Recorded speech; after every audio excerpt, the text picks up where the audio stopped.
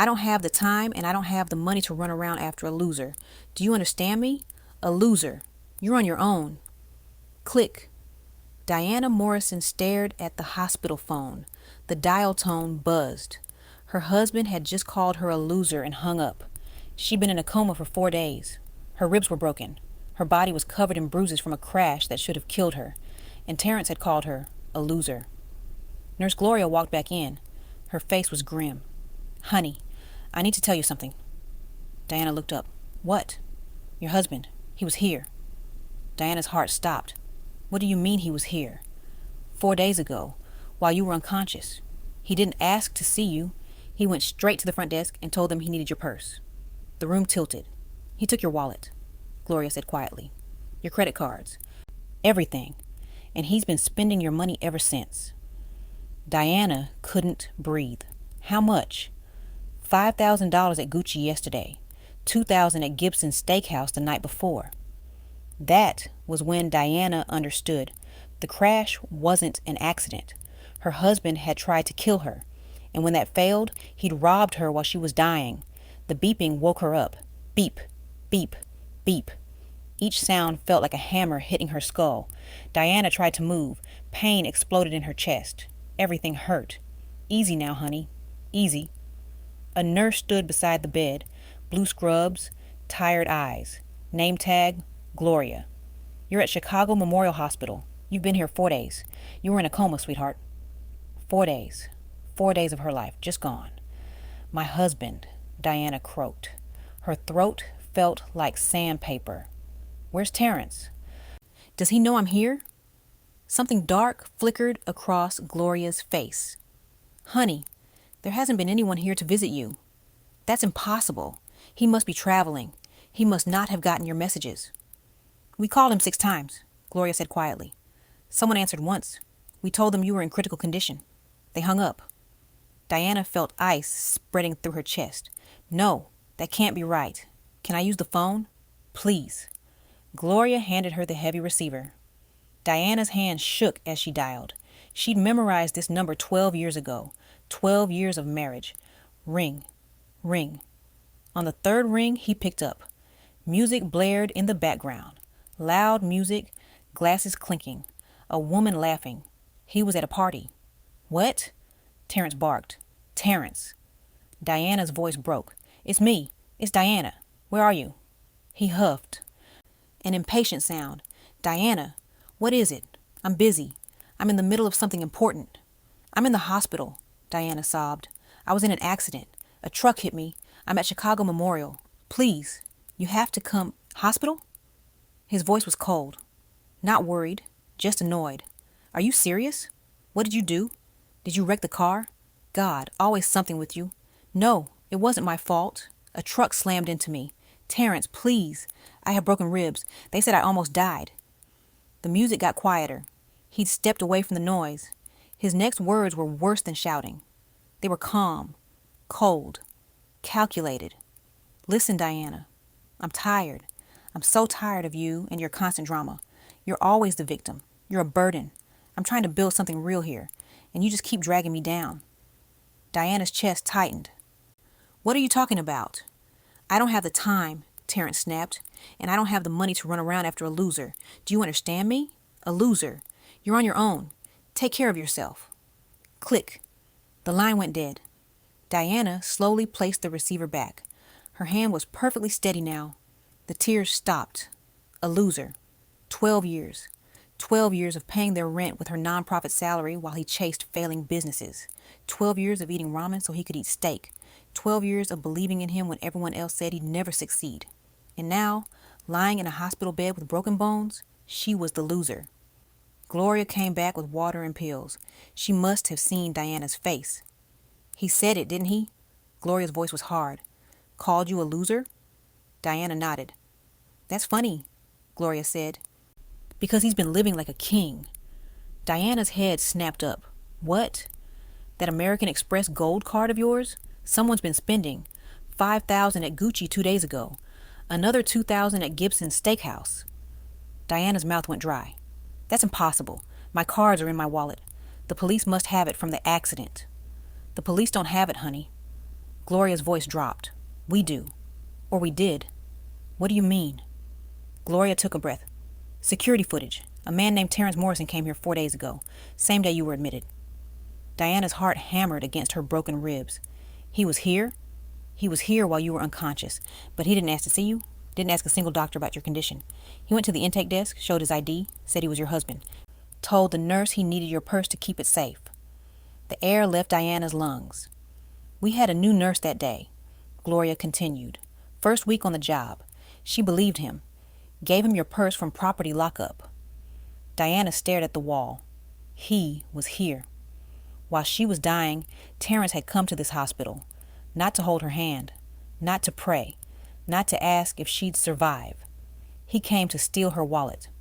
We only figured it out this morning, Gloria said. Cross-referenced the fraud alerts with visitor logs. He stole from you, Diana, while you were lying right here. The shock was complete. Total. The physical pain from the crash was nothing compared to this. The man she loved had robbed her while she was dying. And then another memory surfaced, sharp, clear, undeniable. 6 days ago, sitting in her car in a parking garage. Downtown Chicago. She'd just left the law office. Mr. Sullivan's words were still ringing in her ears. Your Aunt Beatrice has left you her entire estate. $29 million. $29 million. She'd been crying, shaking. She called Terrence immediately. Marcus, oh my God. She sobbed into the phone. Aunt Beatrice left me everything. $29 million. We're rich. We're actually rich. Silence on his end. Not joy. Not excitement. Calculation. Where are you? His voice had changed. Lower. Urgent. Still at the lawyer's office. I'm about to drive home. Come straight home, he'd interrupted. And Diana, don't tell anyone. Not your sister, not your mother. Nobody.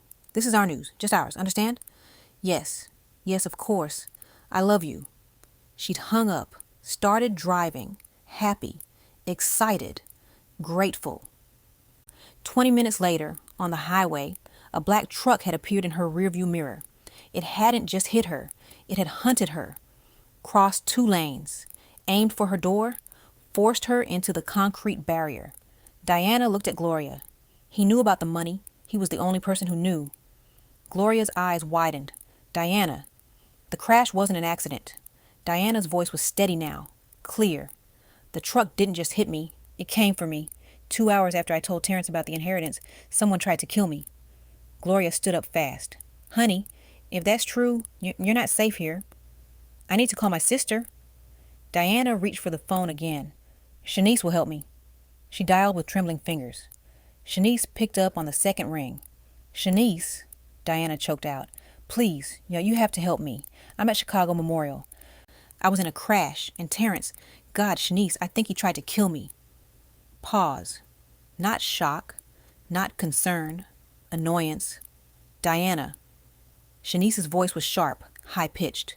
What in the world are you talking about?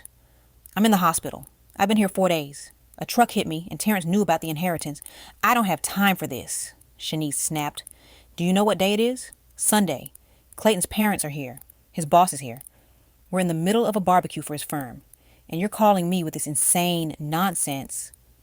Diana's chest tightened. But he stole my wallet. He's spending my money. Of course he's spending money, you idiot, Shanice laughed. Cold, cruel. He's here, in our backyard right now with Clayton. The world stopped. What? Diana whispered. Terrence is at our house, Shanice said impatiently.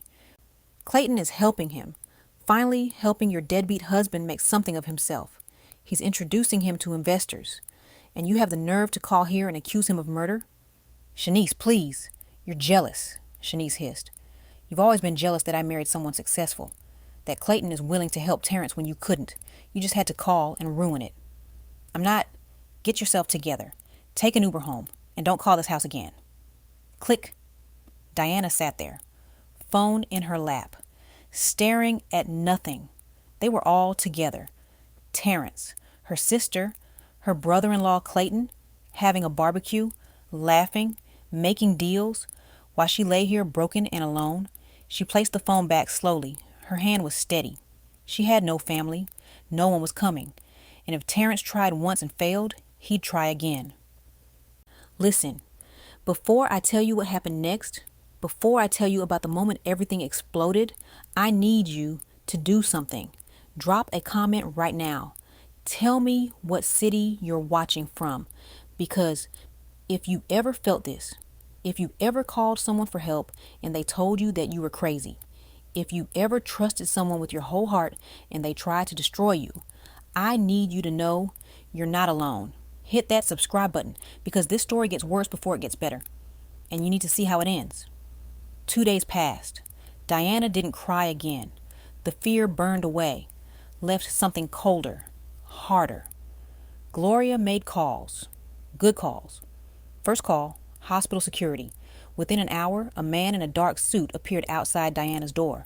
Marcus Webb, private investigator, ex-Chicago cop. Second call, Crawford and Associates. The law firm. Ms. Morrison. Mr. Sullivan's voice over the phone was steady, calm. I want you to listen very carefully. You are in grave danger. Diana's grip tightened on the receiver. I know. The trust your aunt left you is ironclad. Only your signature can authorize any transfer. Your husband cannot access a single penny while you're alive and of sound mind. He paused, which means he needs you dead, Ms. Morrison, or he needs you declared mentally incompetent so he can petition for control. Diana's breath caught. What do I do? You speak to no one, not your husband, not your sister, no one except who I send.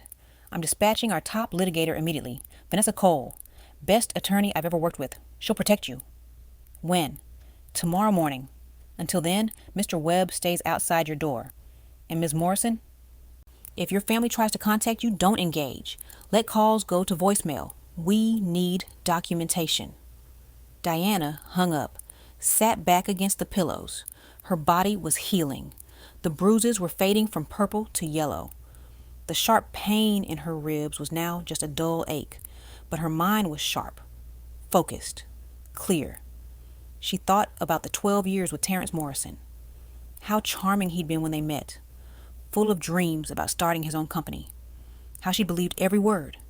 The failed businesses, the app that ran out of funding, the cryptocurrency scheme, the consulting business with no clients, the e-commerce platform that never launched. Every failure made him more bitter, more resentful, and somehow it was always her fault. She'd eaten ramen so he could eat steak, worn the same 3 outfits for years so he could buy expensive suits, emptied her savings for his office space and business cards, and he'd called her a loser. The anger inside her wasn't hot anymore. It was ice. On the afternoon of the 6th day, footsteps echoed in the corridor. Heavy, confident, arrogant. Marcus Webb appeared in the doorway. Ms. Morrison, you have a visitor? Diana's heart pounded. Who? Your husband. He's not alone. Marcus looked at her. Diana nodded. The door slammed open. Bang. Hit the wall. Terrence Morrison stood there. Diana barely recognized him.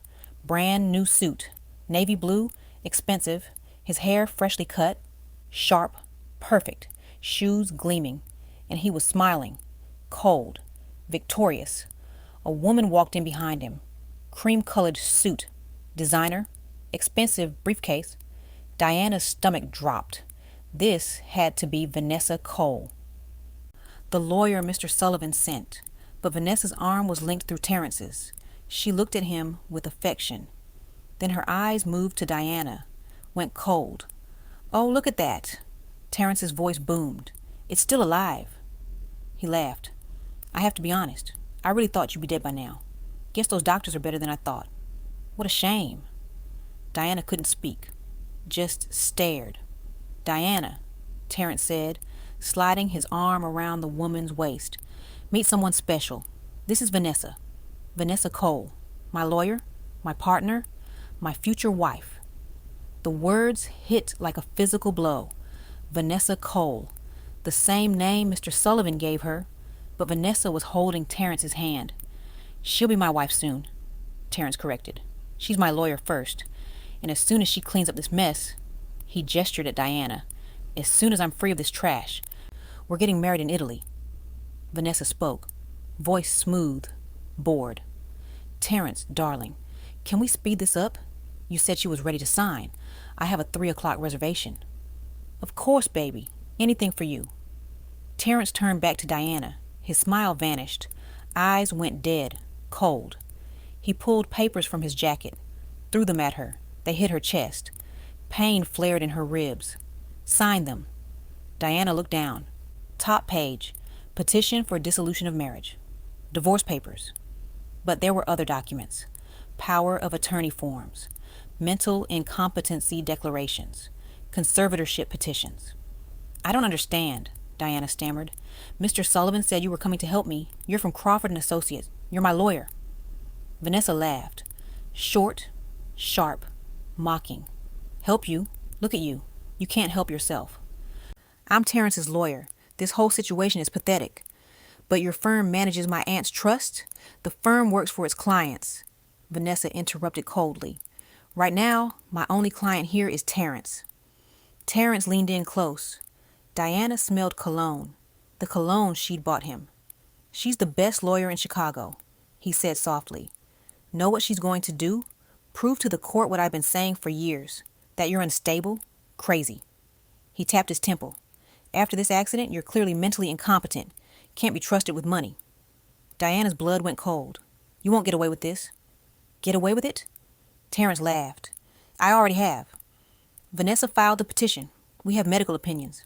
Testimony. From who? Your sister. Shanice was happy to sign an affidavit. Says you've been unstable for years. Your mother, too. They're both very concerned about your mental state. He leaned closer, whispered. You really thought you could keep $29 million from me? You stupid woman. You tried to kill me, Diana breathed. His smile vanished. Eyes became ice. Prove it, he whispered back. It was an accident. You're confused, hallucinating. That's what the judge will hear. He straightened. So here's the deal. Sign these papers. Sign over power of attorney. Agree you're unwell and I'll manage your finances. In exchange, I'll get you a nice room in a state facility. Somewhere quiet. He picked up a pen, held it out. Or don't sign. And Vanessa paints you as so insane the court strips you of everything. Then who knows what happens to crazy people with no one? They just disappear. Vanessa sighed, looked at her watch. Terrence, just get her signature. If she refuses, we proceed with the competency hearing Monday. I filed the emergency motion. Terrence glared at Diana. Sign the papers. Be smart for once. You're a loser. You have nothing. No family. No friends. No money. I have everything. He gestured to Vanessa. She's an upgrade in every way. He tossed the pen on Diana's blanket. 1 hour. If you don't sign, I promise you'll wish that truck finished the job. He turned, put his arm around Vanessa's waist. They started toward the door, but Vanessa stopped, turned back. Let me mark the signature lines, she said. More to herself, she pulled out a gold pen, scanned the documents. Petition for dissolution, check. Emergency conservatorship, check. She flipped to the last page. Just needs to sign here. But I need to verify the name for the notary. She looked at Diana. What does her hospital bracelet say? Terrence pointed at Diana's wrist. Right there. Diana Morrison. Vanessa leaned in. Read the white plastic band. Diana Rose Morrison. Her eyes moved to the medical chart at the foot of the bed. Diana watched Vanessa's face. Watched her eyes scan the chart. Watched them move from the name to the line below. Social Security number. Date of birth. Insurance information. And then everything changed. Vanessa's body went rigid. Color drained from her face. Her hand holding the gold pen started shaking. The other hand holding her briefcase went limp. The briefcase hit the floor. Thud. Contents spilled. Paper scattered. Laptop slid under the bed. She didn't notice. Vanessa took one step backward, then another. She raised a trembling finger, pointed at Diana, and screamed, raw, primal, terrified. Oh my God! Terrence jumped. What? Jesus, Vanessa, what's wrong? Vanessa whipped around, face blazing with panic. You!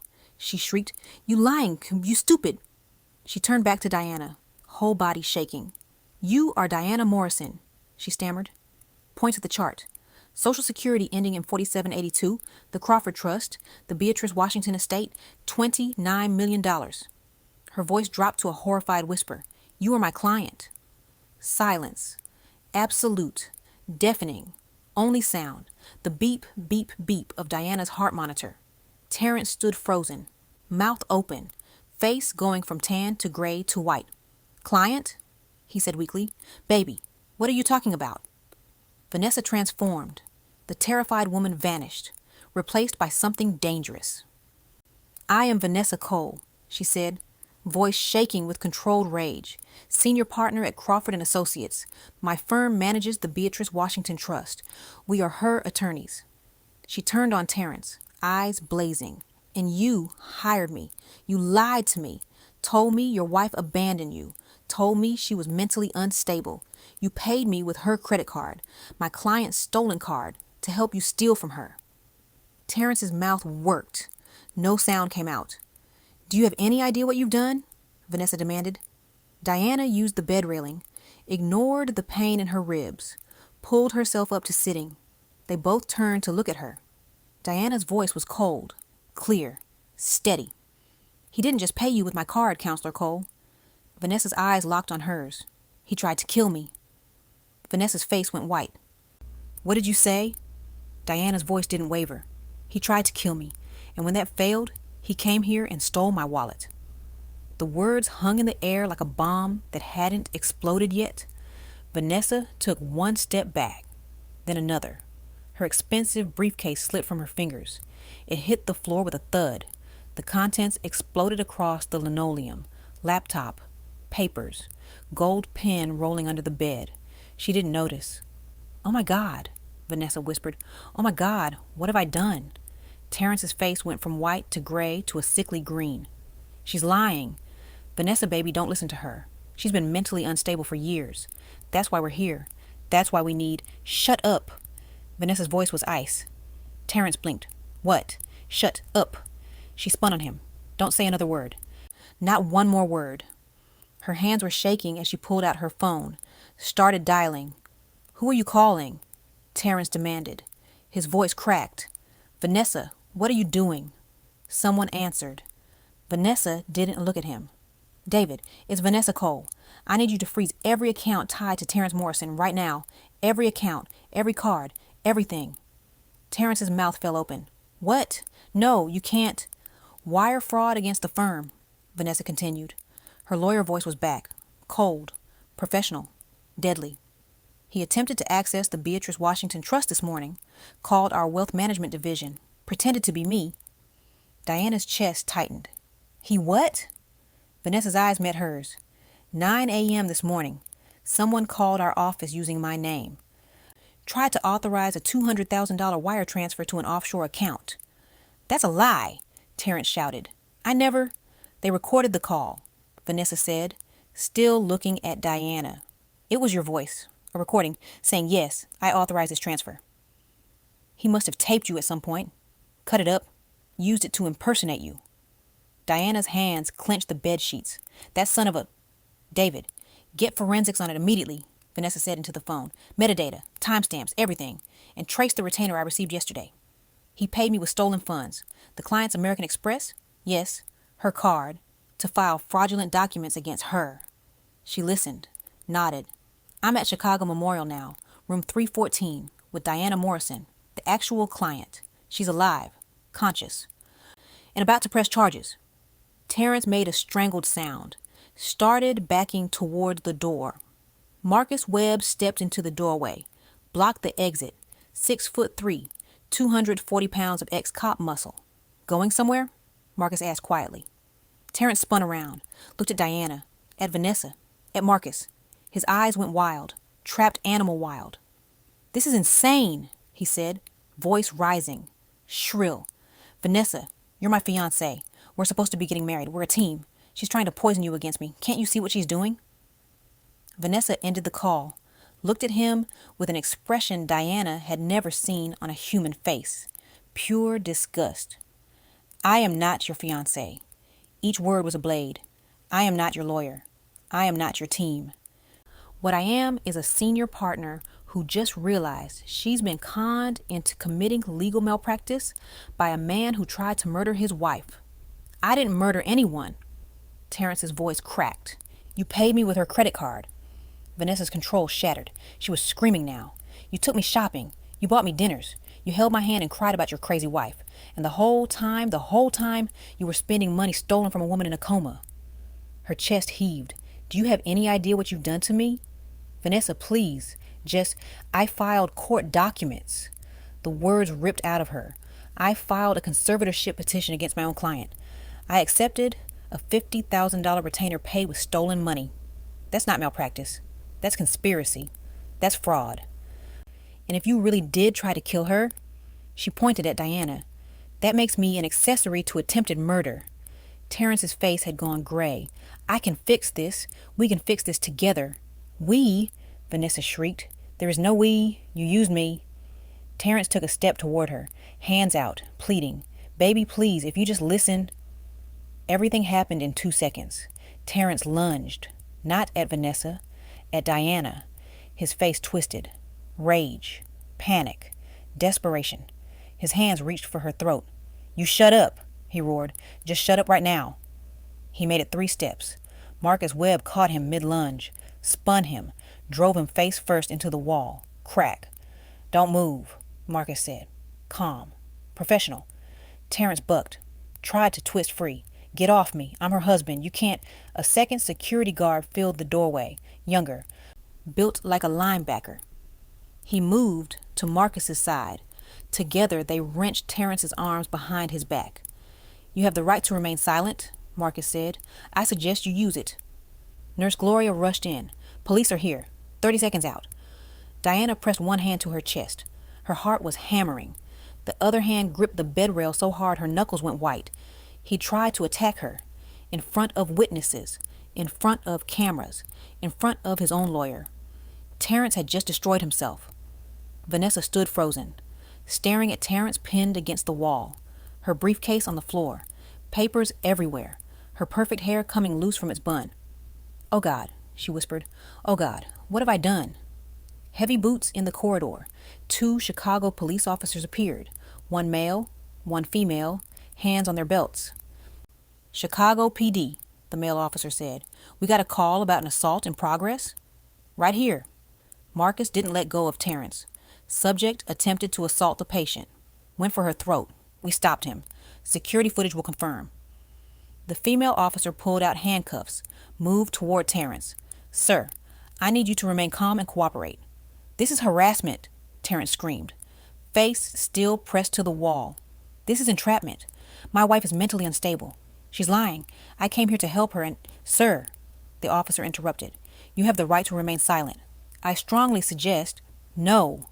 Terrence twisted his head, looked at Diana with pure hatred. You think you've won? You think this is over? The officers exchanged glances, started moving him toward the door. And then Terrence's face changed. The panic morphed into something else, something desperate and vicious. You want the truth? He screamed. You want to know what really happened? The officers tried to pull him out. He braced his feet, resisted. I didn't do this alone. His voice echoed down the corridor. You think I'm the only one? I'm just the beginning. Diana's chest went cold. What? Your sister. Terrence was laughing now, hysterical, high-pitched. Your precious sister Shanice knows everything. Your brother-in-law knows everything. They helped me. They paid for everything. Vanessa's head snapped up. What did you say? Clayton Hayes. Terrence screamed as the officers dragged him backward. Ask him about Hayes Holdings. Ask him about the $50,000. Ask him about the truck. Sir, you need to... He's the one who paid for it. Terrence's voice was fading down the hallway now. He has connections you can't imagine. He'll get me out by morning, and he'll finish what I started. You'll never win. Never. The door closed. His screams faded. The room went silent except for Diana's heart monitor beeping faster and faster. Vanessa looked at Diana. Hayes Holdings? Diana's mouth was dry. That's Clayton's investment company. Marcus Webb already had his phone out, typing fast. I'll make some calls. If there's a money trail, there will be, Vanessa said. Her shock was gone, replaced by cold fury. There's always a money trail. These idiots always leave a trail. She started pacing. If Clayton Hayes hired someone to run you off the road, there'll be bank records, wire transfers, communication records. Can you get access to that? Diana asked. I can get a warrant, Marcus said. I still have friends at CPD. If Hayes Holdings sent money to anyone connected to vehicular assault... His phone buzzed. He looked at the screen. Went still. What? Diana's voice cracked. What is it? Marcus looked up. I just got a hit. My contact ran a quick search. Hayes Holdings, LLC, registered in Delaware as a shell company. But there's a wire transfer on record. To who? Vanessa demanded. $50,000, Marcus said slowly. Sent to a man named Jerome Tucker, October 18th. Vanessa calculated fast. That's 2 days before Diana's accident. Who's Jerome Tucker? Diana whispered. Marcus's jaw clenched. He's got a record. Multiple charges of vehicular assault for hire. He works as a collector for loan sharks. And apparently other jobs. The temperature in the room dropped 10 degrees. Clayton Hayes paid someone to kill me, Diana said. The words felt unreal coming out of her mouth. Allegedly, Vanessa said automatically, then stopped. But yes, that's exactly what it looks like. Marcus was already dialing. I'm calling my old partner. If we can bring Tucker in, offer him a deal. He'll flip, Vanessa interrupted. $50,000 for attempted murder? That's chump change. He'll give up Clayton to save his own skin. She turned to Diana. But we need more than that. We need proof your family knew, that they conspired together. How do we prove that? Diana asked. Vanessa's eyes gleamed. Terrence has been calling people from jail, his lawyer, your sister, and jail calls are recorded. Marcus nodded. I can get a warrant for those in an hour. Do it, Vanessa said. Every call, every visitor log, every communication. I want everything. She sat on the edge of Diana's bed. Her expensive suit was wrinkled now, mascara smudged under one eye. Diana, I need you to answer something honestly. Okay. Do you think your mother knew? The question hit like a fist to the stomach. Diana thought about Shanice's voice on the phone, the laughter, the dismissal. Get yourself together. Take an Uber home. I don't know, Diana whispered.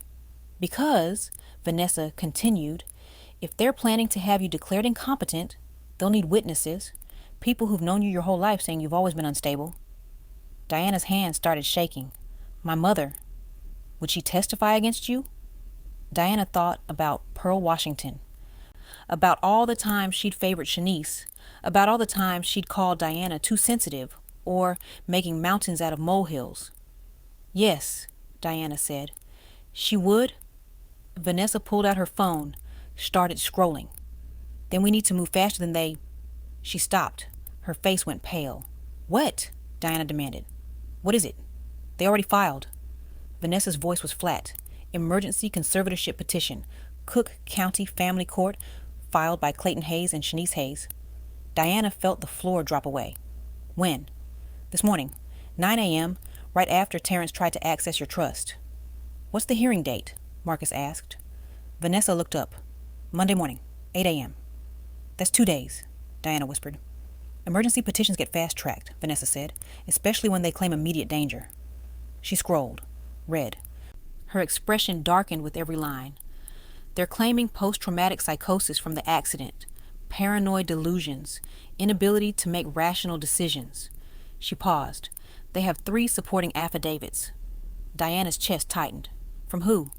Shanice Hayes, Clayton Hayes, and Vanessa's voice softened. Pearl Washington. The room tilted. My mother signed an affidavit? Diana's voice was barely audible. Vanessa nodded. I'm sorry. What does it say? Diana, you don't need to... What does it say? Vanessa took a breath, started reading. Pearl Washington attests that her daughter, Diana Morrison, has exhibited signs of mental instability since childhood, that she's always been prone to paranoid thinking and pathological jealousy toward her sister, that she's made false accusations in the past, that this inheritance has triggered a complete psychological break. Each word was a knife. And that, in her professional opinion as Diana's mother, Vanessa continued, Diana requires immediate professional psychiatric care and is a danger to herself and potentially others. Diana closed her eyes, felt tears burning behind her lids, but she didn't let them fall. My mother, she whispered. My own mother signed that. Marcus's phone buzzed again. He read the message. I got the jail recordings. Terrence has made 11 calls in 2 days. 3 to his lawyer, David Chen. 4 to Shanice Hayes. 4 to Clayton Hayes. Play them. Diana said. Marcus hesitated, looked at Vanessa. Play them, Diana repeated, stronger this time. Marcus pressed play. Terrence's voice filled the room, tinny through the phone speaker. Desperate. Clayton, listen to me. Listen. She's got Vanessa Cole, the lawyer. She knows. You have to get me out of here. You promised me. You promised this would be clean. You promised no one would trace it back. Click. Recording ended. Marcus pressed play on the next one. Shanice, you need to talk to your husband. Tell him he better not abandon me in here. You tell him what I said. If I go down, you both go down. I know about the money. I know about Hayes Holdings. I know about Tucker. You hear me? Tell Clayton to take care of this or I'll take care of him. Click. Diana's hands were fists now, gripping the sheet so hard her knuckles went white. They're all in it, she said. Her voice was empty, hollow. My husband, my sister, my brother-in-law. They all tried to kill me. And your mother's helping them steal your inheritance, Vanessa added quietly. Diana looked at her. What do we do?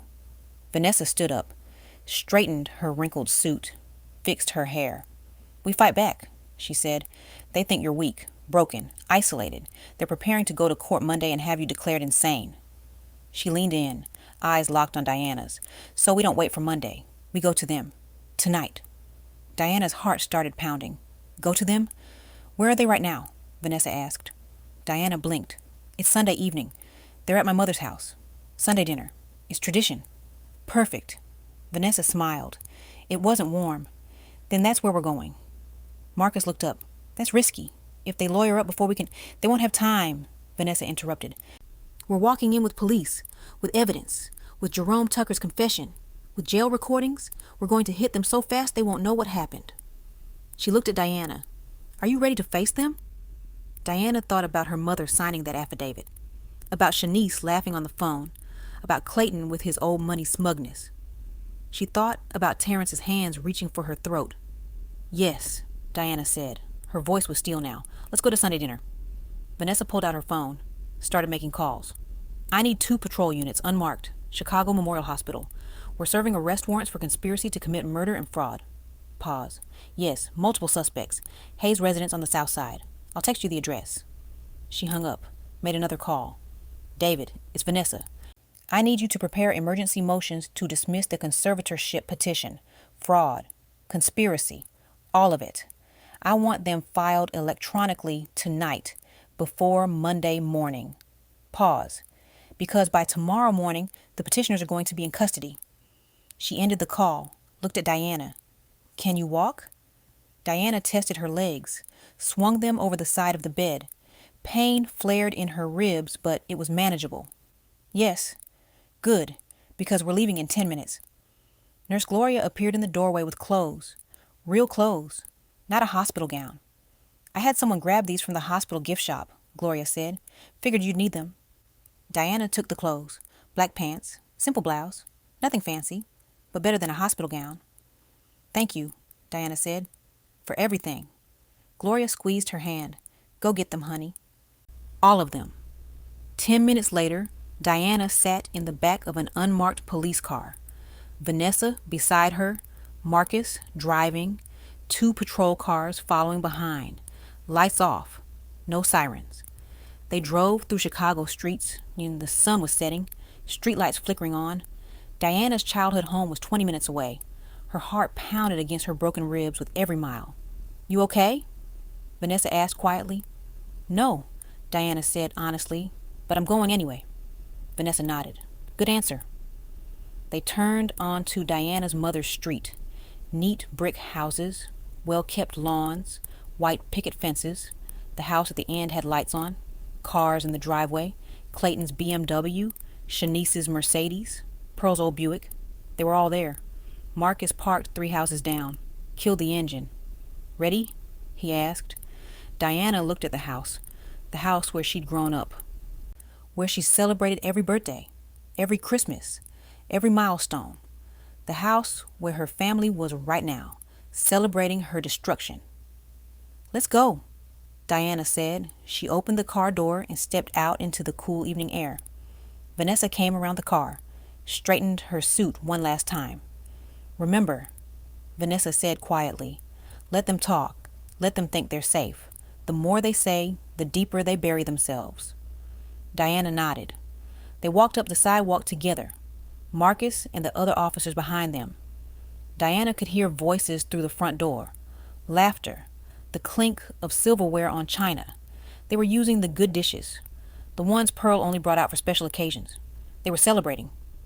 Diana's hand closed around the doorknob, unlocked. It was always unlocked on Sunday nights. Family was always welcome. She took one breath, opened the door, and walked inside. The voices stopped mid-sentence. Diana stood in the foyer, Vanessa beside her, Marcus and 2 uniformed officers behind them. In the dining room, 3 people sat frozen around the table, champagne glasses raised, plates full, candles flickering, Pearl Washington at the head, Shanice in the middle, Clayton at the far end. They stared at Diana like she was a ghost. Pearl's fork clattered onto her plate. The sound echoed in the sudden silence. Diana? Pearl's voice was thin, shocked. What are you doing here? Diana took one step forward. Her ribs ached, but she kept her back straight, her voice steady. I came for Sunday dinner, Mama. Isn't family always welcome? Shanice shot to her feet. Her chair scraped loudly. You can't be here. You're supposed to be in the hospital. You're supposed to be what? Diana interrupted. Supposed to be dead? Or just supposed to be locked up in a mental institution? Clayton stood slowly. His face had gone pale, but his voice stayed smooth, controlled. Diana, you're clearly unwell. This is inappropriate. You need to go back to... Sit down, Mr. Hayes, Vanessa said. Her voice cut like glass. Clayton blinked, looked at Vanessa for the first time. I'm sorry. Who are you? Vanessa Cole, senior partner at Crawford and Associates. I'm Diana's attorney. No, you're not, Clayton said. Confusion flickered across his face. You're Terrence's attorney. You're the one filing the conservatorship petition. Was, Vanessa corrected coldly. Past tense. Before I discovered your conspiracy to commit fraud and murder. The word murder hung in the air like a grenade. Pearl gasped. Murder? What are you talking about? Diana, what is this? Mama, Diana said quietly. Did you sign an affidavit saying I was mentally unstable? Pearl's mouth opened, closed, opened again. Diana, sweetheart, Shanice said you needed help. She said the accident had affected you, that you were saying terrible things about Terrence. I was just trying to... Did you sign it? Diana's voice was harder now. Yes, but... Did you read what you signed? Pearl looked at Shanice, then back to Diana. Shanice helped me with the legal language. She said it was just a formality, to make sure you got proper medical care after the accident. It wasn't a formality. Diana's hands clenched. You signed a document saying I've been mentally unstable since childhood, that I'm paranoid, delusional, a danger to myself. Pearl's face crumpled. No. That's not what Shanice said. She lied to you, Diana said flatly. That's not true. Shanice's voice was shrill now. Mama, don't listen to her. She's sick. The accident damaged her brain. She's not thinking clearly. Really? Vanessa pulled out her phone. Is that why your husband paid $50,000 to have her killed? The room went dead silent. Clayton's face drained of all color. That's absurd. I don't know what your... Hayes Holdings, LLC, Marcus said. He stepped forward. Shell company registered in Delaware. Wire transfer sent October 18th to Jerome Tucker, $50,000, 2 days before Diana's accident. Clayton's throat worked. I don't know anyone named... Tucker confessed an hour ago, Marcus interrupted. Gave us everything in exchange for immunity. The call you made. The instructions. The make and model of Diana's car. The route she'd take home from the law office. Everything. Shanice made a small whimpering sound. You're lying, Clayton said, but his voice shook now. This is entrapment. We have rights. You have the right to remain silent, one of the uniformed officers said. He moved toward Clayton, which I suggest you use. Wait, Shanice shrieked. She looked at Diana, then at the officers. Wait, this isn't what it looks like. I swear I didn't know he was going to... Shanice, shut up, Clayton barked. Don't say another word. We need our lawyer. Your lawyer? Vanessa's smile was razor sharp. You mean David Chen? The one currently being investigated for receiving money from fraudulent sources? That lawyer? Clayton's jaw clenched. Let me tell you what's going to happen, Vanessa continued. Her voice was silk over steel. You're both under arrest. Conspiracy to commit murder, wire fraud, filing false legal documents. And by the end of tonight, you'll be sitting in Cook County Jail with Terrence. No, Pearl whispered. She looked at Shanice. Baby, tell me this isn't true. Tell me you didn't. Mama, I didn't know. Shanice's voice cracked. Tears streamed down her face.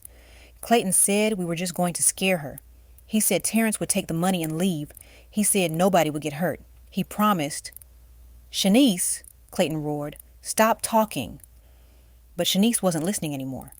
She turned to Diana. Her face was blotchy, mascara running. I'm sorry, she sobbed. I'm so sorry. I didn't think he would actually try to kill you. He said it was just to teach you a lesson, to make you understand you couldn't keep all that money from the family. He said, shut up.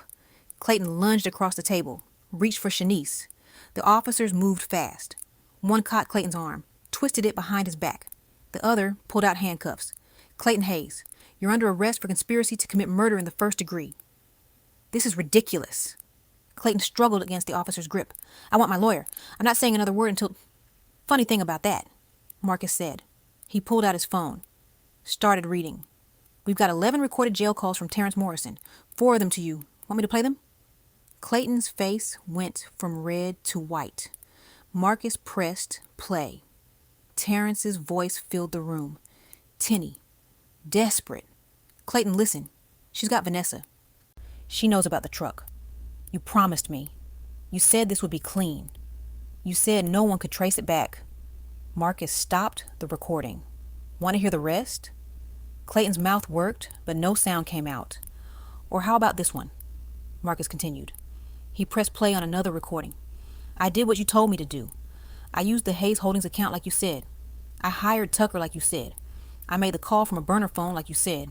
And now it's all falling apart and you're not answering. Marcus stopped it. Looked at Clayton. Still want to claim you don't know anything? Clayton's legs seemed to give out. He sagged against the officer holding him. Pearl stood up slowly. Her face was gray. She looked at Clayton like she'd never seen him before. You tried to kill my daughter? Her voice was barely audible. Clayton didn't answer. You came into my home, Pearl continued. Her voice was getting stronger now, shaking with rage. You sat at my table. You ate my food. You called me Mama Pearl. And the whole time you were planning to murder my child? Mrs. Washington, Clayton started. His smooth voice was back, trying to charm. I understand how this looks, but get him out of my house, Pearl said. Each word was ice. The officers pulled Clayton toward the door. He tried to twist back, to look at Shanice. This is your fault, he spat at her. If you hadn't opened your mouth, my fault? Shanice's voice was shrill. You told me to help. You said we needed that money. You said your family was cutting us off unless I... She stopped, hand over her mouth, eyes wide. Everyone looked at her. Unless you what? Vanessa asked quietly. Shanice's face crumpled. She sank back into her chair, shoulders shaking. His family, she whispered. His parents. They said I wasn't good enough, that I was bringing down the family name. They threatened to cut him off completely unless he divorced me or proved I could contribute financially to the family. Pearl made a strangled sound. So you tried to steal from your own sister? I didn't think anyone would get hurt. Shanice sobbed. Clayton said we'd just get conservatorship over Diana, that we'd manage the money for her, keep her safe, and the family would accept me. They'd finally accept me. They were never going to accept you, Diana said quietly. Clayton's family is old money, old Virginia money. They were never going to accept a black woman into their family, no matter how much money you brought. Shanice looked up. Her face was destroyed. You're lying. Am I? Diana asked. When's the last time you were invited to a Hayes family event? When's the last time his mother called you? When's the last time... Shut up, Shanice screamed. You don't know anything. You've always been jealous of me. You've always wanted what I have. I don't want your life, Shanice, Diana said. Her voice was empty, hollow. I never did. The second officer moved toward Shanice. Ma'am, I need you to stand up. You're under arrest for conspiracy to commit... Wait, Pearl said. She looked at Diana. Surely Shanice doesn't need to be arrested. She was manipulated. She didn't know. Diana, tell them. Tell them your sister didn't know. Diana looked at her mother. She knew. No. Pearl stepped toward Diana. She's your sister. She made a mistake. She was fooled by that man. But she's still your sister. You can't. She laughed at me, Diana interrupted. Her voice was quiet, but it cut through Pearl's words like a knife. I called her from the hospital. Broken ribs, in pain, terrified. And I begged her for help. And she laughed. She called me jealous. She called me dramatic. She told me to take an Uber home, while Terrence was at her house, planning my death. Pearl's mouth opened. No sound came out. She knew, Diana repeated. Maybe not everything, but enough. She knew enough. Diana, please, Shanice sobbed. I'm sorry. I'm so sorry. I'll do anything. I'll testify against Clayton. You'll do that anyway, Vanessa said coldly. We have recordings of you discussing the plan with Terrence. Text messages going back 3 weeks. You're in this up to your neck. The officer pulled Shanice to her feet, started reading her rights. No. Pearl grabbed the officer's arm. Please, please. She's my daughter. She made a mistake. Diana, tell them. Please. Diana looked at her mother, at this woman who'd raised her, who'd always favored Shanice, who'd signed an affidavit calling her insane without asking a single question. You signed it too, Mama, Diana said quietly. Pearl flinched like she'd been slapped. What? The affidavit. You called me mentally unstable. You said I'd been paranoid since childhood. You said I was a danger to myself. Shanice told me to sign it. Pearl's voice broke. She said you needed help. I thought... You didn't think, Diana interrupted. You didn't call me, didn't visit me in the hospital, didn't ask me if it was true. You just signed the paper and went back to Sunday dinner. Tears streamed down Pearl's face. I didn't know. Baby, I swear I didn't know they were trying to hurt you. But you didn't care enough to find out, Diana said. The words hung between them. Pearl sank into her chair. Diana, please. I'm your mother. I love you. Do you? Diana asked. The question was genuine. Not angry. Just empty. Because I've spent my whole life wondering. Of course I do. Then why did you always choose her? Diana's voice cracked. Why was it always Shanice who got the good china? Shanice who got the new clothes? Shanice who got praised for everything while I got criticized for the same things? That's not true. It is true, Diana said. And you know it. You've always known it. You just never wanted to admit it. Pearl covered her face with her hands, sobbed. The officers led Shanice towards the door. She was crying so hard she could barely walk. Diana, please, Shanice called back. Please, I'm sorry, don't let them do this. Diana said nothing, just watched her sister being led away in handcuffs. The door closed. The house went quiet except for Pearl's crying. Vanessa put a hand on Diana's shoulder. There's one more thing. Diana looked at her. What? The conservatorship petition. It was filed with 3 affidavits. Clayton, Shanice, and your mother. Diana nodded. I know. But there's a 4th signature on the filing documents, Vanessa said. Her voice was careful now. The person who notarized all 3 affidavits, who coordinated the filing, who scheduled the hearing. Who? Diana asked. Margaret Hayes, Vanessa said. Clayton's mother. Diana's chest went cold. His mother was involved? She notarized the documents 2 weeks ago, Vanessa said, before you even knew about the inheritance, before the accident. They were preparing the conservatorship paperwork before they tried to kill you. The implications hit Diana like a truck. They had a backup plan, she whispered. Always, Vanessa confirmed. If the accident didn't work, they'd have you declared incompetent and take the money legally. That's why they needed your family's testimony, to make it look legitimate. Diana looked at her mother. Pearl was still crying, face in her hands. Mama, Diana said, when did Shanice first ask you about the affidavit? Pearl looked up, wiped her face. 3 weeks ago, right after Beatrice's funeral, before I knew about the inheritance. Pearl nodded. She said you were getting unstable, that losing Beatrice was affecting you badly, that we needed to be ready to help you if you got worse. Diana's hands clenched. And you believed her? She's my daughter, Pearl cried. Why wouldn't I believe her? I'm your daughter too, Diana said quietly. Pearl flinched. But you didn't call me, Diana continued. Didn't ask me how I was doing. Didn't check if what Shanice said was true. You just signed the paper. I thought I was helping, Pearl whispered. No, Diana said. You thought you were helping Shanice. Like you always do. Pearl stood up, reached for Diana. Baby, please. I made a mistake. I'm so sorry. Please, you have to forgive me. Diana took a step back, out of reach. I don't have to do anything, she said. Pearl's face crumpled again. Diana, I'm leaving now, Diana said. I'm going back to the hotel. Vanessa will be in touch about the legal proceedings. What does that mean? Pearl asked. Her voice was small, frightened.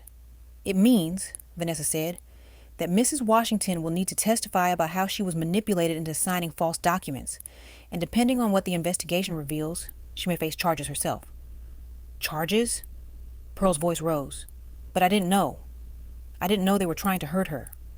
That's for the DA to decide, Vanessa said, but I'll be recommending full prosecution for everyone involved. Pearl looked at Diana. You'd let them charge me? Your own mother? Diana met her eyes. You let them declare me insane. Your own daughter. It's not the same, isn't it? Diana asked. Pearl sank back into her chair. What do you want from me? Nothing, Diana said. I don't want anything from you anymore. She turned toward the door. Vanessa followed. Diana, wait, Pearl called. Please, you can't just leave like this. Diana stopped, didn't turn around. I've already left, Mama, she said quietly. You just didn't notice until now. She walked out the door, down the front steps, to the car waiting at the curb. Vanessa slid into the seat beside her. Marcus started the engine. They drove away from the house, away from Pearl standing in the doorway calling Diana's name. Diana didn't look back. You okay? Vanessa asked after a few blocks. No, Diana said. Her voice was empty. But I will be. Vanessa nodded. They drove in silence for a while. Then Vanessa's phone rang. She answered, listened. Her expression changed. What? Diana asked when Vanessa hung up. That was David. He's been going through the Hayes family financial records. And?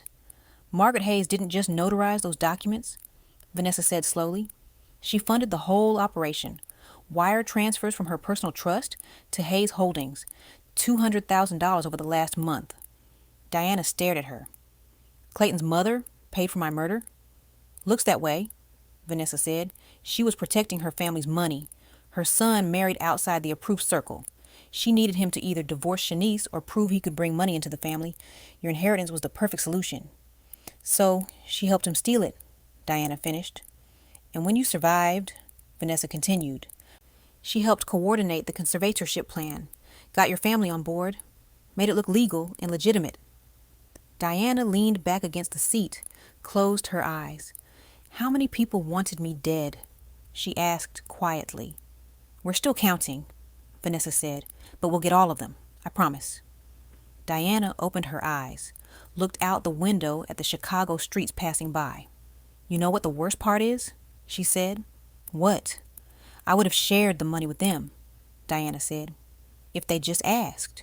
If they just treated me like a person instead of an obstacle. I would have helped Shanice, helped my mother, helped all of them. Vanessa was quiet for a moment. They didn't see you as a person, she finally said. They saw you as a bank account. And when they couldn't access it, they decided to remove the obstacle. $29 million, Diana whispered.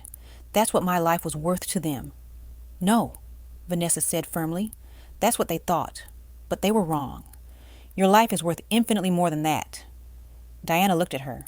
How do you know? Because you survived, Vanessa said. You're here. You're fighting. You're making them face what they did. That takes strength most people don't have. The car pulled up to the Four Seasons. Marcus parked. Get some rest, Vanessa said. We have a lot of work ahead of us. Court hearings, depositions, trials. It's going to be a long fight. I'm ready, Diana said. She got out of the car, walked into the hotel lobby, took the elevator up to her suite.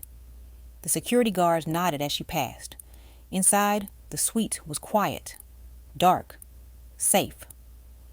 Diana walked to the window, looked out at the city lights. Her phone buzzed. A text from an unknown number. She almost didn't open it, but something made her look. It was from Pearl.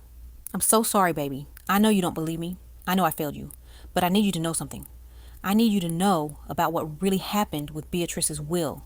There's something nobody told you. Something I should have told you years ago. Please call me. Please. Diana stared at the message. What could Pearl possibly have to say about Aunt Beatrice's will? Her finger hovered over the delete button, but she didn't press it. Not yet. Diana stared at the text message. Her thumb hovered over the screen. There's something nobody told you about Beatrice's will. Something I should have told you years ago. What could Pearl possibly know about Aunt Beatrice's will that Diana didn't? Her phone rang. Vanessa. Don't answer your mother's texts, Vanessa said immediately. Whatever she's saying, it's manipulation. She's trying to... She says there's something about Beatrice's will, Diana interrupted. Something she should have told me years ago. Vanessa was quiet for a moment. What exactly did she say? Diana read the text aloud. That's bait, Vanessa said. She's trying to create doubt, to make you think there's some piece of information that changes everything. Don't fall for it. But what if she's telling the truth? Diana, your mother signed an affidavit declaring you insane 2 days ago. She doesn't get to play the concerned parent now. Diana walked to the window, looked out at Chicago glittering below her. I need to know, she said quietly. No, you don't, Vanessa said firmly. What you need is to focus on the trials. Clayton's arraignment is tomorrow morning. Shanice's is Tuesday. Terrence's preliminary hearing is Wednesday. We have 3 major court dates in the next 72 hours, and I'm calling her, Diana said. Diana, wait. Diana hung up, stared at Pearl's number. Her finger pressed call before she could change her mind.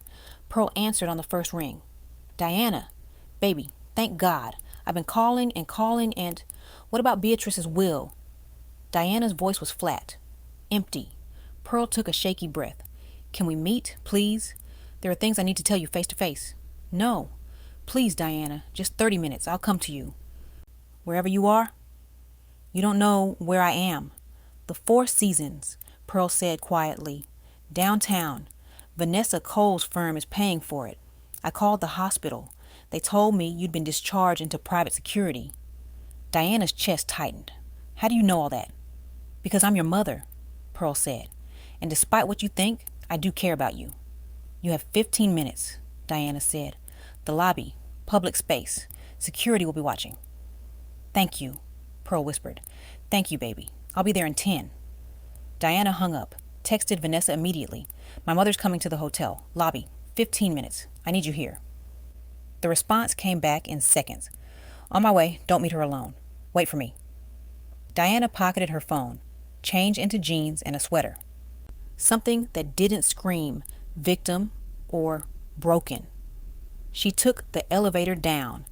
Marcus was already in the lobby. He stood when he saw her. Your lawyer called, he said, told me to stick close. My mother's coming, Diana said. Marcus nodded. Didn't look surprised. I'll be right over there. He gestured to a chair 10 feet away. You need me, just look at me. Diana sat down on a sofa facing the entrance. Her heart hammered. What could Pearl possibly have to say? The lobby doors opened. Pearl walked in. She looked older, smaller. Her coat was wrinkled. Hair not styled. No makeup. She saw Diana. Started toward her. Diana stood. 15 minutes. Starting now. Pearl's face crumpled. Diana, please don't be like this. I know you're angry, but 14 minutes, Diana said. Pearl sank into the chair across from her. Okay. She took a breath. What I'm about to tell you is going to change everything you think you know about Beatrice, about your inheritance, about why she left you the money. I'm listening. Pearl's hands twisted in her lap. Beatrice wasn't your great aunt. She was your grandmother. The words didn't make sense at first. Diana just stared at her. What? Beatrice Washington was my mother, Pearl said quietly. Your grandmother, not your great aunt. Diana's mind went blank. That's impossible. Your mother died when you were young. You told me. I lied, Pearl said, her voice cracked. I've been lying for 50 years. Diana couldn't breathe. Why? Because Beatrice got pregnant when she was 16, Pearl said, back in 1955 in Alabama, with a white boy from a wealthy family. His family paid my grandmother, Beatrice's mother, to take me, to raise me as hers, to tell everyone Beatrice had gone to live with relatives up north. She looked at Diana with tears streaming down her face. Beatrice left Alabama when she was 17, moved to California. Built a life, made money, and never came back. She sent money for me, paid for my schooling, but she never acknowledged me as her daughter. Diana felt like the floor was tilting. You're lying. I'm not, Pearl said. I have the birth certificate, the real one. It's been hidden in my safe deposit box for 40 years. Beatrice made me promise never to tell anyone. Said it would ruin both our lives if the truth came out. Why are you telling me now? Because you deserve to know why she left you everything, Pearl said. It wasn't random. It wasn't because you wrote her a few letters. She left you the money because you're her granddaughter, her blood, the only person in the family who ever treated her with kindness without knowing who she really was. Diana shook her head. No, if that's true, then you lied to me my entire life. You let me think. I know, Pearl sobbed. I know what I did, and I'm sorry. I'm so sorry. The lobby doors opened again. Vanessa strode in. She saw Diana and Pearl. Her eyes narrowed. What's going on? Vanessa demanded. My mother just told me Aunt Beatrice was actually my grandmother, Diana said. Her voice sounded strange, distant, that she's been lying to me for 34 years. Vanessa went very still. What? Pearl stood, pulled an envelope from her coat. It's all here. Birth certificate, letters from Beatrice, legal documents, everything. She held it out to Diana. Diana didn't take it. Why now? Diana asked again. Why tell me this now? Pearl's face twisted. Because Shanice knows. The world stopped. What? Diana whispered. Shanice knows, Pearl repeated. She found the papers 3 months ago, when Beatrice died. She came to help me sort through old photos, and she found my safe deposit box key. She went to the bank, opened the box, saw everything. Diana's hands clenched. And she didn't tell me? She told Clayton, Pearl said. That's when they started planning. That's when Clayton realized if he could get rid of you, the inheritance would go to me, and I would share it with Shanice. Because she's your favorite, Diana said flatly. Because she threatened me, Pearl said. Her voice broke. She said if I didn't help with the conservatorship, she'd expose the truth about Beatrice, would tell everyone I was born from a teenage pregnancy, would ruin Beatrice's memory, would destroy everything. Vanessa's phone was already out. She was texting rapidly. This changes everything, Vanessa said. She looked at Pearl. You have proof? Real documentation? Pearl nodded, held out the envelope again. Vanessa took it, opened it, started reading.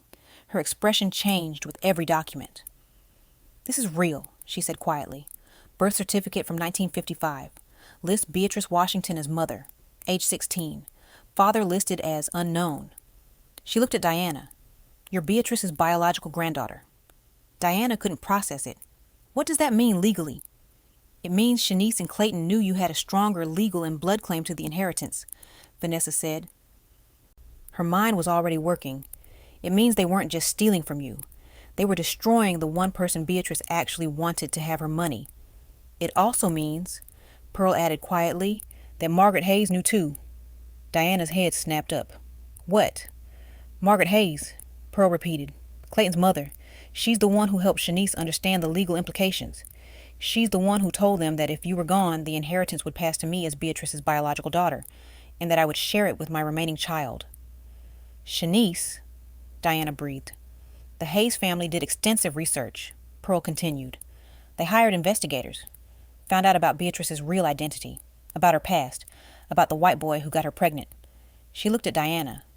The white boy was Margaret's brother. Silence. Complete. Total. Silence. Vanessa spoke first.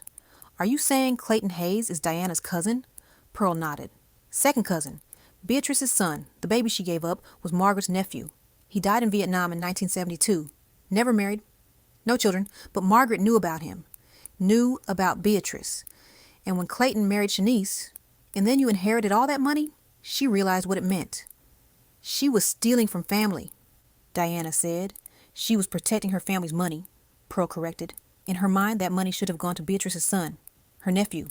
And since he was dead, it should go to his family, the Hayes family. That's insane, Vanessa said. That's Margaret Hayes, Pearl replied. She believes bloodline is everything. And she wasn't about to let a black granddaughter inherit money that should have gone to her white nephew. Diana sat down. Her legs wouldn't hold her anymore. So this was never about the money, she said. Not really. It was about race, about keeping money in the right family. Yes, Pearl whispered. Vanessa was already on her phone. I need to call the DA. This opens up a whole new angle on the conspiracy charges, civil rights violations, racial discrimination. This is federal now. She walked away, started making calls. Diana looked at her mother. Why didn't you tell me before any of this happened? Because I was ashamed, Pearl said. Because I've spent my whole life pretending to be someone I'm not. Because I was the daughter nobody wanted. The mistake. The secret. Tears ran down her face, and I took that out on you. I favored Shanice because she was everything I wanted to be. Light-skinned, married to a wealthy white man, accepted, and you were everything I was afraid of being. Dark, struggling, reminded me of where I came from. Diana's chest hurt. So you let them try to kill me. I didn't know. Pearl sobbed. I swear I didn't know about the truck, about the murder. I thought it was just a conservatorship. I thought Shanice was trying to protect you from yourself. You didn't want to know, Diana said. There's a difference. Pearl covered her face with her hands. I know what I did, and I'll never forgive myself. Vanessa came back. Her face was grim. DA wants to see us tomorrow, 9 a.m., with Mrs. Washington and all documentation. They're considering additional charges against Margaret Hayes. Possible hate crime enhancements on the conspiracy. She looked at Pearl. You'll need to give a full statement, everything, and you may face charges yourself for conspiracy after the fact. Pearl nodded. I understand. One more thing, Vanessa said. She looked at Diana. If Beatrice was your biological grandmother, that might affect the trust distribution. We'll need to review the will language. Make sure there are no loopholes Clayton or Margaret can exploit. Do it, Diana said. Her voice was empty. Pearl stood. Diana, I know you hate me right now. I know I don't deserve forgiveness, but I need you to know something. Diana looked at her. Beatrice loved you, Pearl said. Really loved you. She told me once, about 5 years ago, that you were the only person in the family with her spirit, her fire. She said you reminded her of herself before the world broke her. Diana's throat closed. She said that? She called me after you sent her that birthday card. Pearl continued. The one with the pressed flowers. She cried. Said nobody had done something that thoughtful for her in decades. She changed her will the next week. A tear slipped down Diana's cheek. I didn't know. She wanted it that way, Pearl said. She didn't want anyone to know she had money. Didn't want people being nice to her for the wrong reasons. But she watched you. She knew about your nonprofit work, your marriage, how you struggled.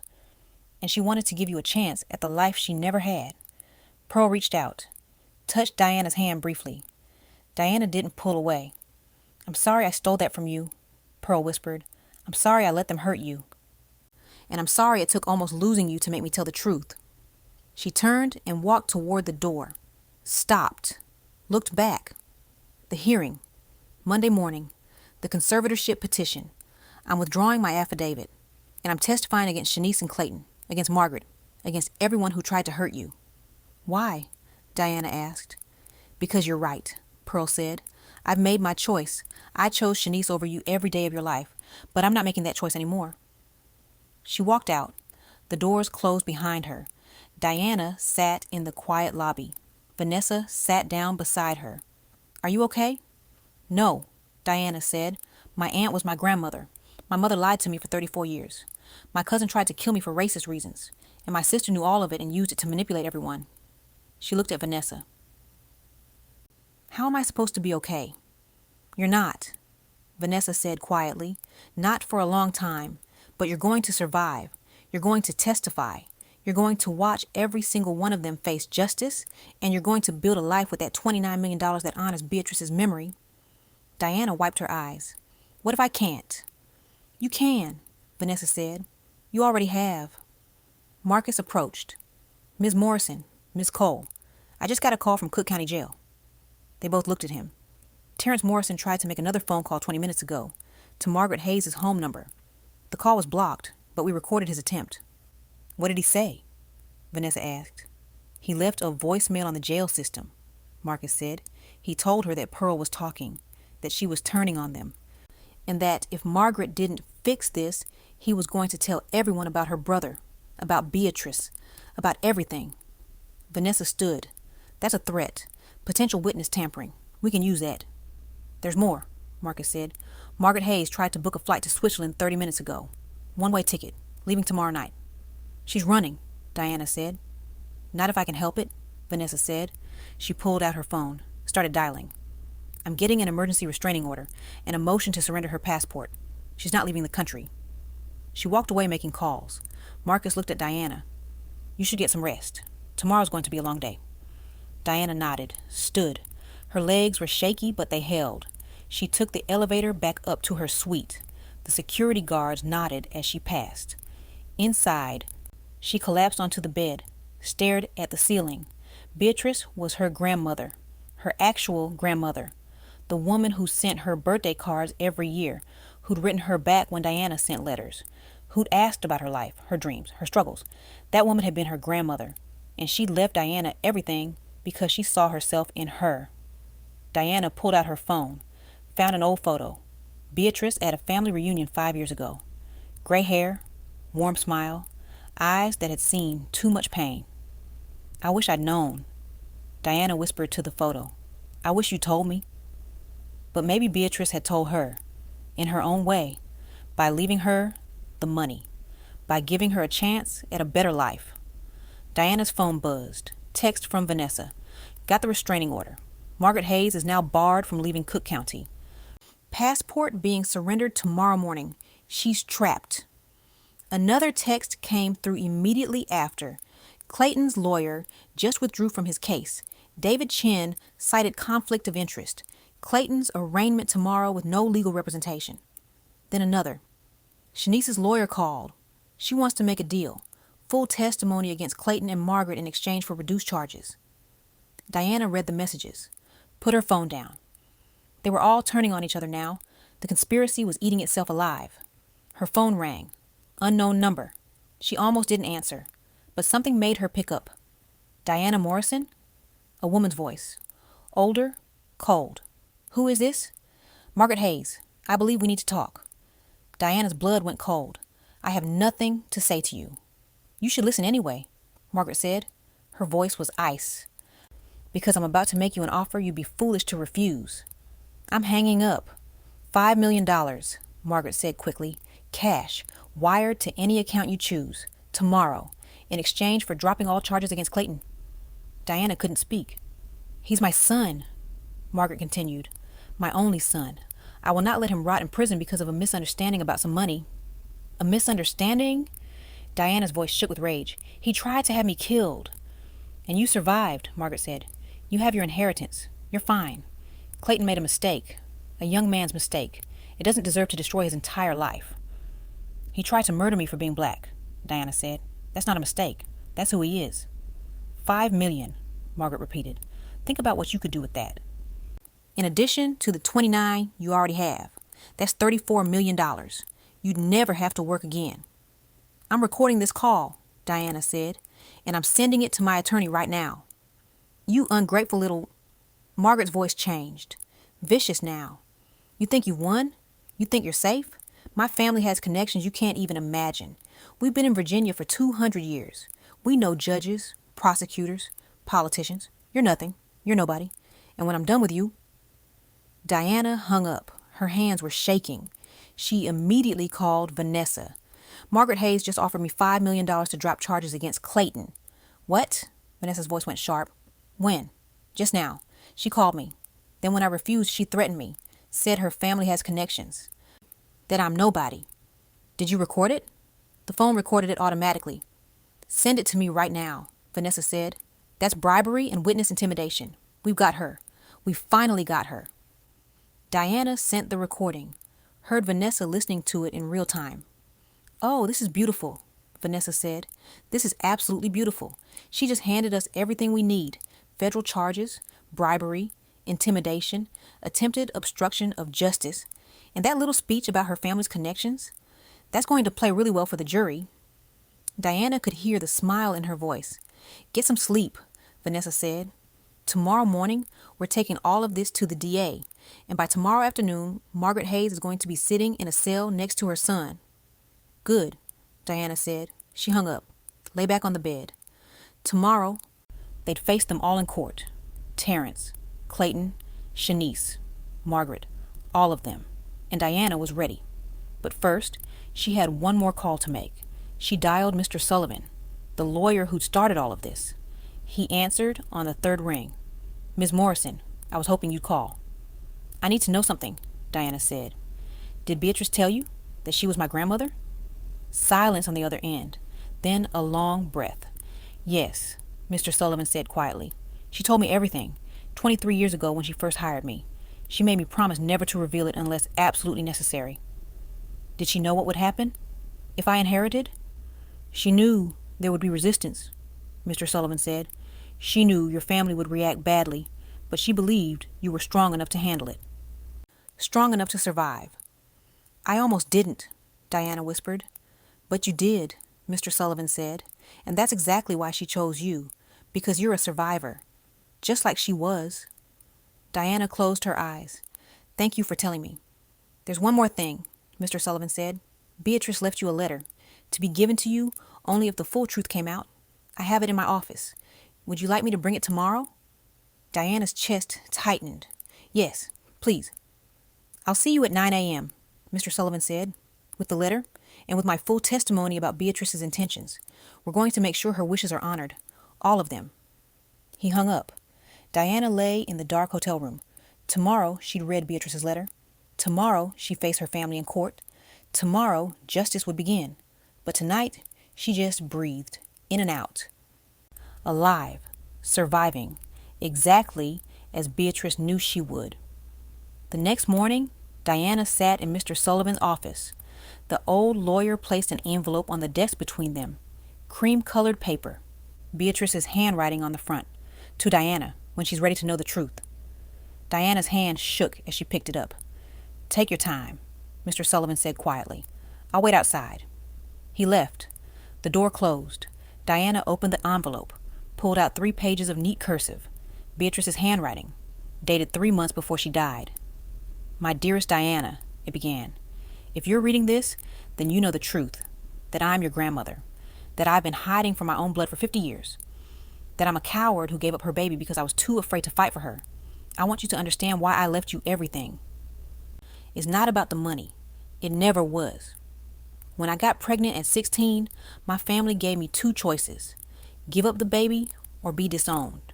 The boy's family offered money to make me disappear. So I took it. I took the money, gave away my daughter, and ran. I built a life in California, made more money, but I never stopped being ashamed, never stopped being that scared 16-year-old girl who chose herself over her child. Your mother Pearl grew up hating me. She knew I was her mother. She knew I abandoned her, and I don't blame her for that hate. I earned it. But then you were born. And when I met you at that family reunion when you were 7 years old, you ran up to me and gave me a hug. No hesitation, no judgment. Just a little girl who saw an old woman and decided to show her kindness. You wrote me letters every year, birthday cards.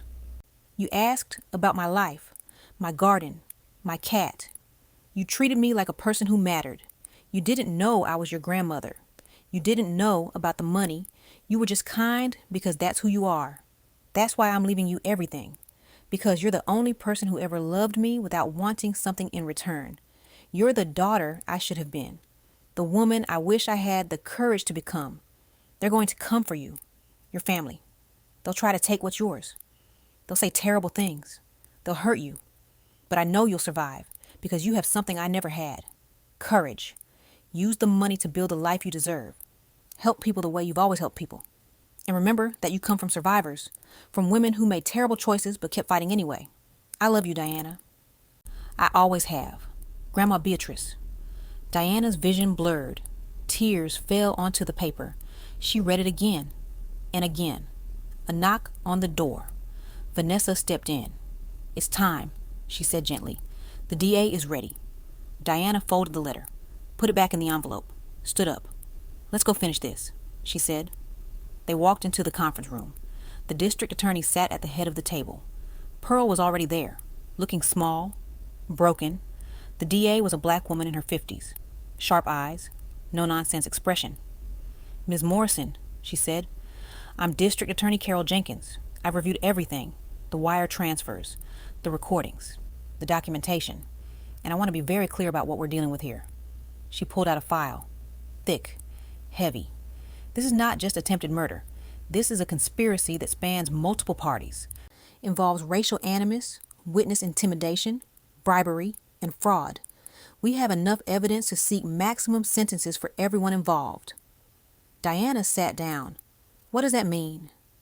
It means Terrence Morrison is looking at 25 years minimum, Clayton Hayes is looking at 20, Margaret Hayes is looking at 15 for her role in orchestrating and funding the conspiracy, and Shanice Hayes, she looked at Pearl. Your daughter is looking at 10 years unless she cooperates fully. Pearl's face crumpled. 10 years? She conspired to kill her sister, the DA said flatly. That's the deal. Full cooperation or 10 years in state prison. She'll cooperate, Pearl whispered.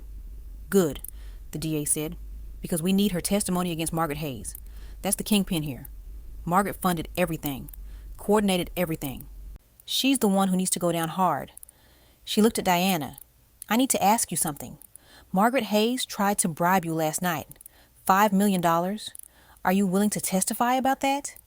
Yes, Diana said without hesitation. It's going to be ugly, the DA warned. She's already hired the best defense team money can buy. They're going to attack you, your character, your mental state.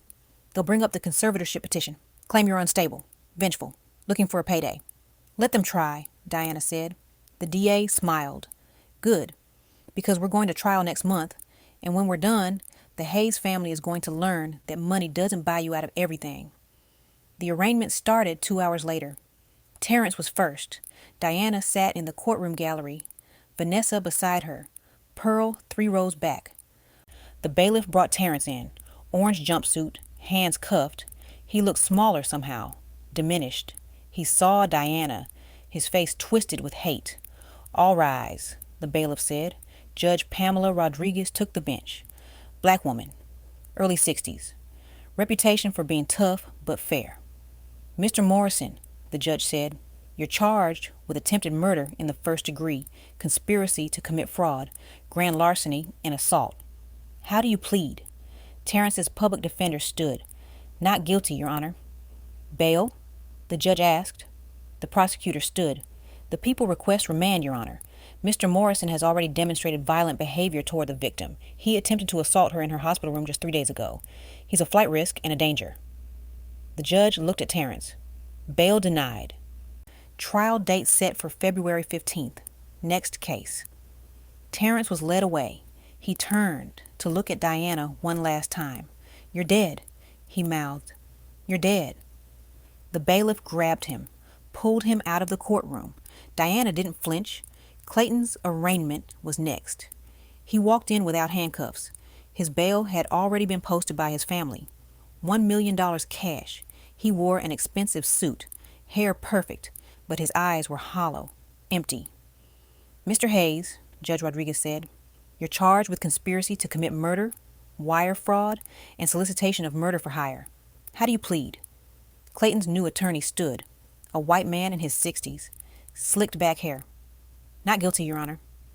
Bail has already been posted, the judge said, but I'm adding conditions, surrender of passport, GPS monitoring, no contact with the victim or any witnesses. Violation of any of these conditions results in immediate remand. Understood? Yes, Your Honor, Clayton said.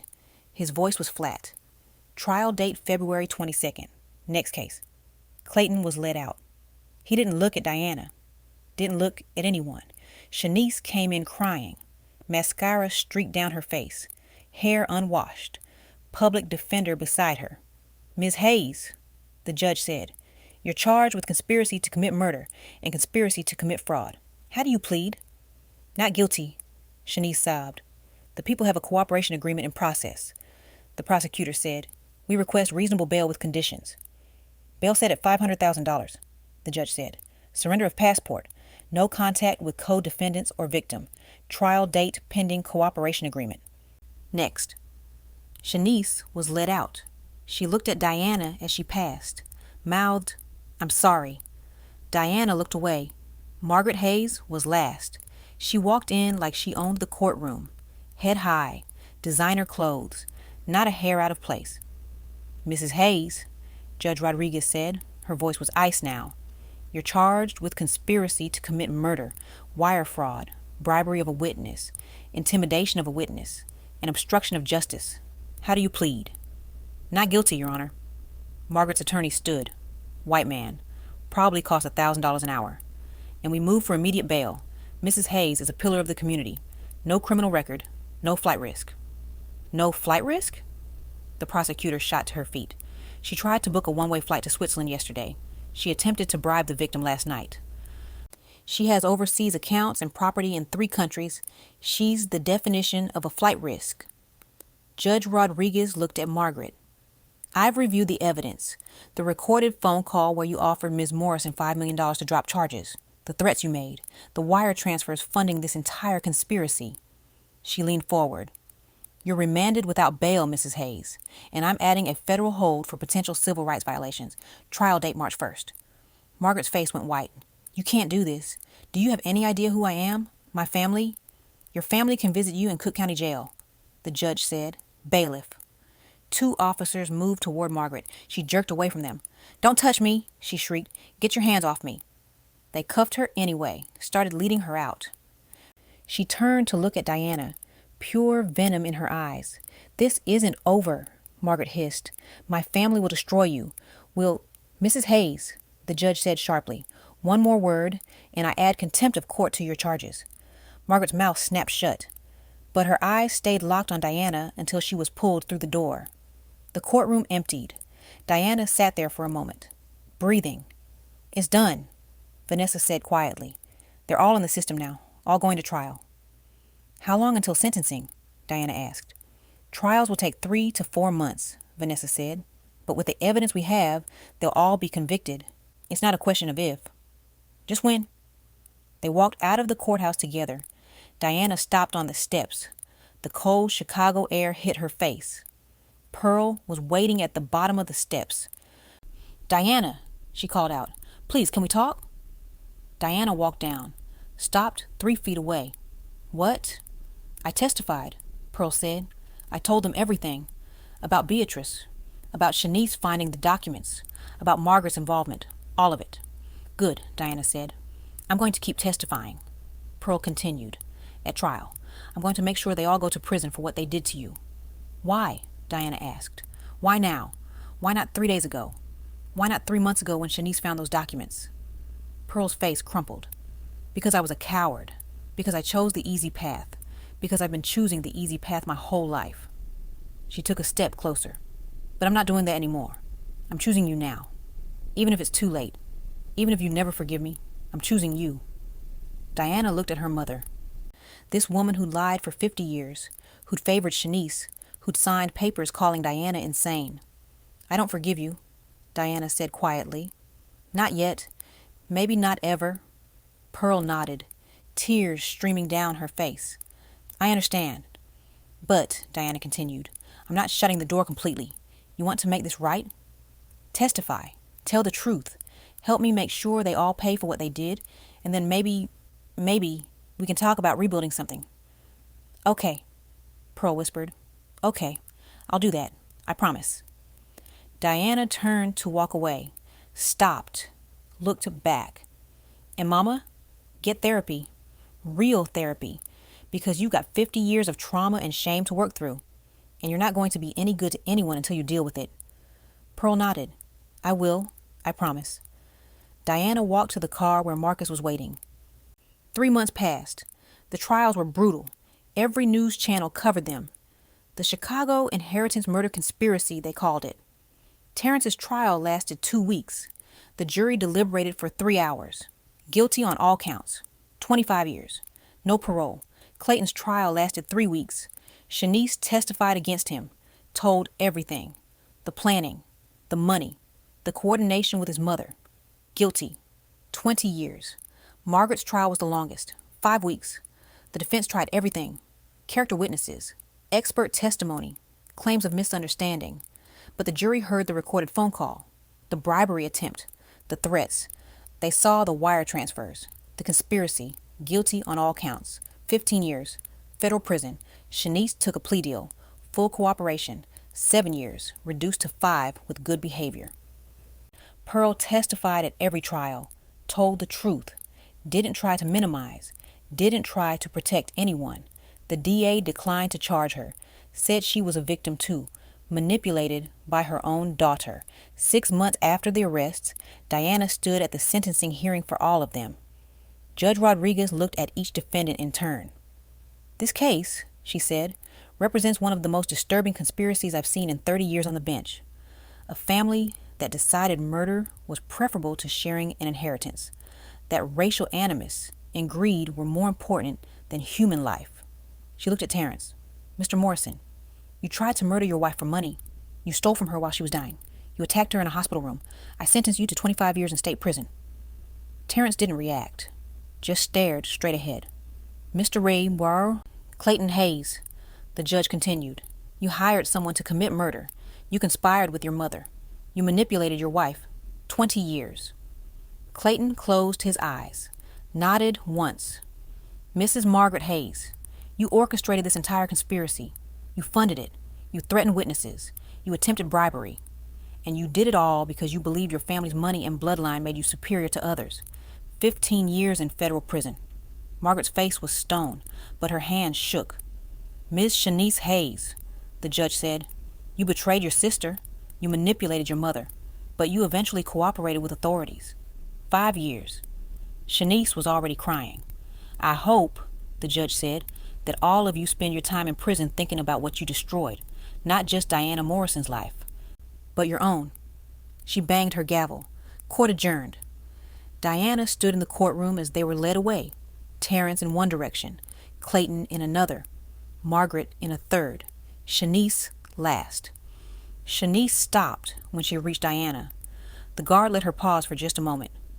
"I'm sorry," Shanice whispered, "for everything. I know it doesn't matter. I know it doesn't change anything. But I need you to know I'm sorry." Diana looked at her sister. "I hope 5 years is enough time for you to figure out who you are without Clayton." "I hope so too," Shanice said. The guard pulled her away. Pearl stood at the back of the courtroom. She caught Diana's eye, nodded once. Diana nodded back. They weren't fixed. Maybe they never would be. But it was a start. 1 year later, Diana stood in front of a new building in downtown Chicago. Glass and steel. Beautiful. The sign above the door read, "Beatrice Washington Foundation, supporting women escaping financial abuse." Vanessa stood beside her. "Ready?" "Ready," Diana said. They walked inside. The lobby was full of people, staff, volunteers, women who'd been helped by the foundation's programs. Diana walked to the podium, looked out at the crowd. "My grandmother, Beatrice Washington," she began, "spent her whole life running from her past. She gave up her daughter because she was afraid. She made money but never felt worthy of love. She died believing she was a coward." Diana's voice caught. She took a breath. But she wasn't a coward. She was a survivor, and she used her pain to make sure I could survive too. She looked at the faces in the crowd. Women of all ages, all colors, all backgrounds. "This foundation exists because Beatrice believed in second chances, because she believed that money isn't just about buying things, it's about buying freedom, safety, the chance to rebuild." Diana pulled out her phone, showed a photo of Beatrice's letter. "She wrote me a letter before she died. In it, she said, 'Remember that you come from survivors, from women who made terrible choices but kept fighting anyway.'" She looked at Vanessa, at Pearl sitting in the back row, at all the women in front of her. "That's what this foundation is for the survivors, for the fighters, for every woman who's been told she's crazy when she's actually just trapped, for every woman who's been called a loser by the person who was supposed to love her." The crowd was silent, listening. "Last year, my husband tried to kill me for $29 million, Diana said. "My family helped him. My sister betrayed me. My mother lied about me, and I almost let them win." She paused, "But I didn't, because I had help. Lawyers who believed me, investigators who found the truth. And most importantly, I had a grandmother who believed I was strong enough to survive." She looked directly at the audience. If you're watching this and you've been betrayed by family, if you've been told you're the problem when you're actually the victim, if you had to choose between your safety and your family's approval, I want you to know something. Diana's voice was strong now, clear. certain. You are not crazy. You are not dramatic. You are not a burden. You are not a loser. You are a survivor, and your life is worth more than anyone's approval, more than any amount of money, more than any family name. She took one more breath. Choose yourself every single time, even when it's hard, even when it hurts, even when you're alone. Choose yourself. The room erupted in applause. Diana stepped back from the podium. Vanessa hugged her. That was perfect, Vanessa said. It was the truth, Diana replied. Later that night, Diana sat in her apartment. Not the hotel anymore. Her own place, quiet, safe, hers. Her phone buzzed. Text from Pearl. I saw your speech today. Beatrice would be proud. I'm proud too. Not that it matters, but I wanted you to know. Diana stared at the message, thought about responding, decided not to. Not yet. But she didn't delete it either. She opened her laptop, pulled up the foundation's website. Applications from women asking for help. Hundreds of them. She started reading, started approving grants, started changing lives, because that's what Beatrice's money was for.